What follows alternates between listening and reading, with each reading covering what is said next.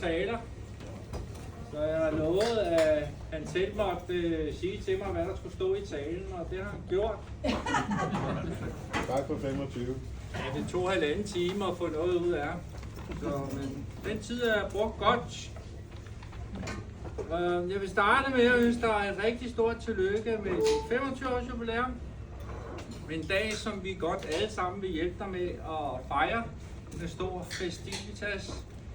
Og det er jo en af de første store milepæle, som man opnår her på vores hæderkronede fabrik i Taulumsgade.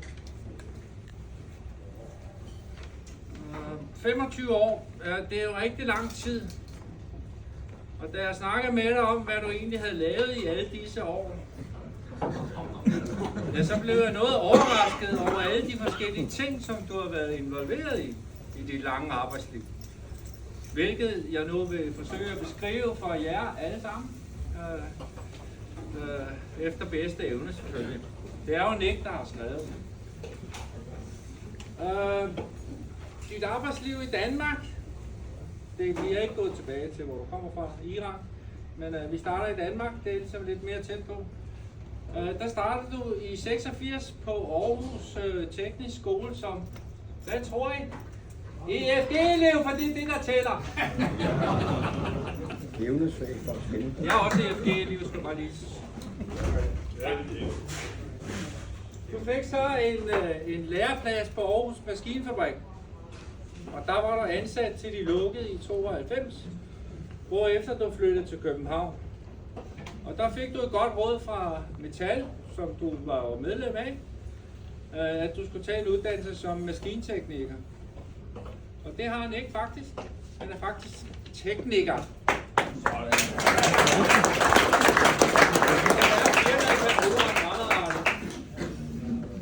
Ja, det ved jeg ikke. Men så har du åbenbart ikke kunne finde et job som det. Jeg ved ikke hvorfor. Men her står, eller du har i hvert fald skrevet til mig, at du så kom ud i et lille firma, der hed Ib Opel Pedersen. Og der var der ansat i 4 år, netop som maskinarbejder. Og det første du sagde om det til mig, og kæft, det var et lortsted. Men der var også sådan et sted, hvor der måske var 6 ansatte, 7, 8 maskinarbejdere. Og i forhold til, hvor han kom fra Aarhus Maskinfabrik der var jo ordnet forhold over. Men så kom han så ud til Ib der, og der var bare ingenting, der fungerede. Så han var ude på job for den her Ib Opel. Undskyld. Og det var der, han kom ud til vores fabrik på et job. Altså Ib Opel, de lavede pumper og reparerede alle mulige forskellige trykmaskiner og så videre. Og det var der kom du ud, og så sagde hold kæft, det er sgu en god arbejdsplads. Altså folk laver ingen skid herude, så der vil det godt være. Og så var der jo simpelthen, spurgte du rundt, jamen hvad skal man gøre for at komme herud? Ja, men så må du op og snakke med Carlo Møller. Og det gjorde du. Altså, det var toppen. Vi skal gå til toppen, ikke? Og så blev du rigtig, rigtig glad, da Svend Åge så ringede til dig og fortalte, at du havde fået en stilling i 98. Og der startede du selvfølgelig i den bedste afdeling af alle sammen. Det var spindelværkstedet hos Arne Vejle. Jeg ved ikke, om I kan huske. God kollega. Det var også der, hvor jeg selv var. Ja.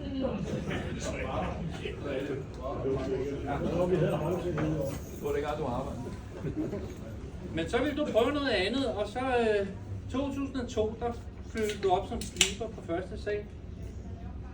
Og der var du indtil 2008, hvor du desværre udviklede noget eksem, køllandseksem, så du kunne ikke fortsætte med at slibe. Dernæst kom du så ned i montagen og vær, og der har du så stået og monteret smørapparater, FIFA-ventiler og brændselsventiler. Og det har du gjort indtil i dag faktisk. Du har lige også fået lagt et lag på i forhold til dem, der kommer og skal, hvad hedder sådan noget? Klasse. 4 ventiler. Og det er jo egentlig stort set der, vi er i dag. Omkring det. Så har jeg også spurgt dig omkring dine fritidsinteresser. Og der nævnte du 2 ting. Men du valgte at gå meget let hen over det. Og så tænkte jeg, okay, der skal jeg måske ikke spørge for meget. Altså, det var løbeklubben. Hvorfor var du i løbeklubben? Jeg skulle motionere. Og der var også noget med fiskeklubben. Det tror jeg slet ikke spørge om. Det kommer vi på. Så skal en fiske.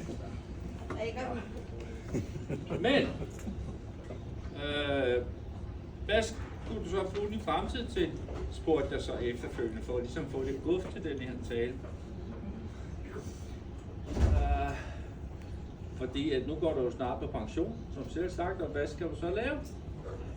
Og så sagde du, jamen jeg skal passe min familie, og især min kone. Og så kom ligesom juleløs i øjnene. Jeg har aldrig set så meget iver fra en kollega før. Så nu skal jeg lige være med her.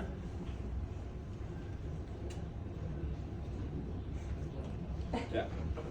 Det er meget svært at tale. Jeg kan ikke rigtig se, hvor fanden vi er henne. Ja, det tror jeg også. Med fare for at hvad hedder sådan noget, at gentage mig selv. Så har du din søn Arvid og din søde kone Osi, som du har kendt lige siden din læretid. Da du en eftermiddag gik ind på et vaskeri, og du skulle vaske dit arbejdstøj, for det skulle man selv, når man var på Aarhus Skifabrik. Og der så du, følge eget udsagn, det står der her, en af de smukkeste kvinder, du nogensinde har set. Og hvad siger man så til sådan en smuk kvinde, man godt vil have noget omgang med? Vask mit tøj. Exactly, det står også her, så det må være rigtigt. Kan du vaske mit tøj? Nej, det gjorde han ikke. Han er nemlig en flink mand, så han siger, kan jeg få lov at vaske efter dig? Måske ikke den bedste scorereplik.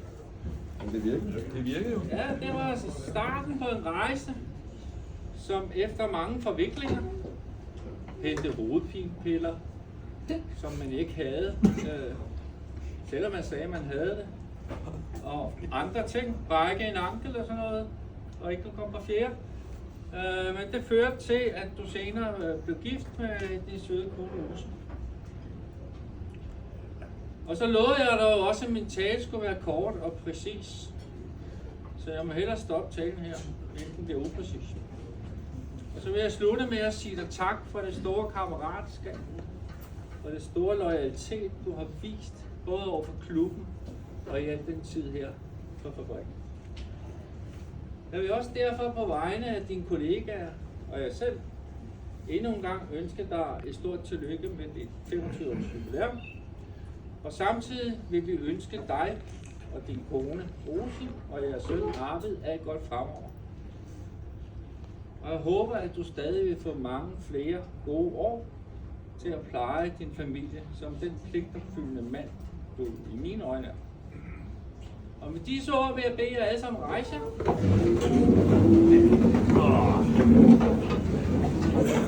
Og så synes jeg, vi skal råbe en tremåned leve for Nick.